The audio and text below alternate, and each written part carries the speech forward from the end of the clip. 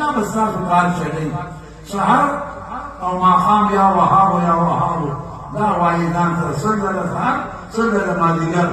یا وهاب یا وهاب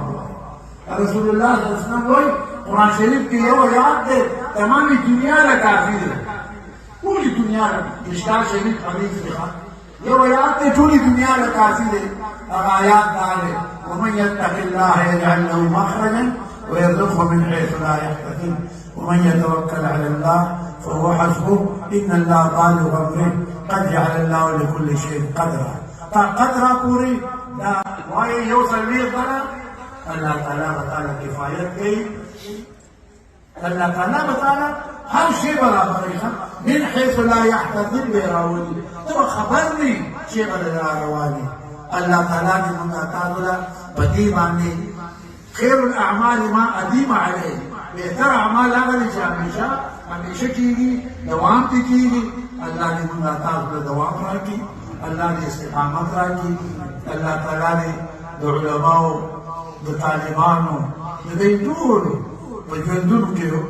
عمرونو کې برکت واچوي ځکه دا د قوم د خیر لپاره ګرځي دې د خیر راځي قوم ته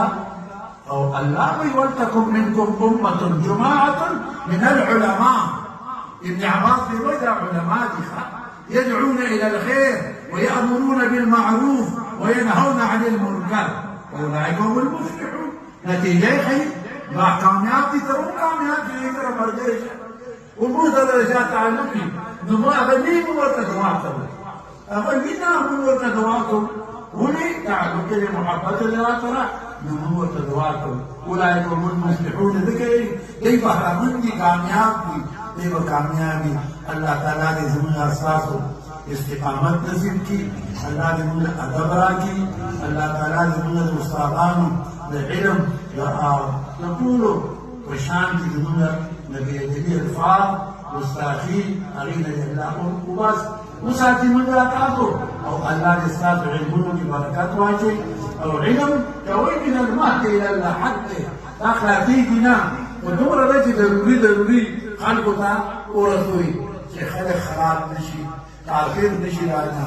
ایمان مفصل ایمان مجمل د دین خبرې ورته وکړئ اخره زمانه ده يصبح مؤمنا ويمشي كافرا صار به مسلمان وي ماښام به کافر وي هغه زمانه به موږ راغله ډېر وینو وروڼه صار مسلمان وي ماښام یې هغه کفر غرولی بربادې ویلي مذهب ته دین ته اسلام ته تنزل کې کافر شوی دا کافر شوی دی بیا په جنازو نشي پخلی خدای دې موږ د دغې نه وساتي او الله دې زموږ استقامت نصیب کړي الله دې زموږ استادو له ټولو خیر د دارین نصیب کړي زما د خبرې اراده نه وه سړي طبیعت خفه وي خبرې نشي کولی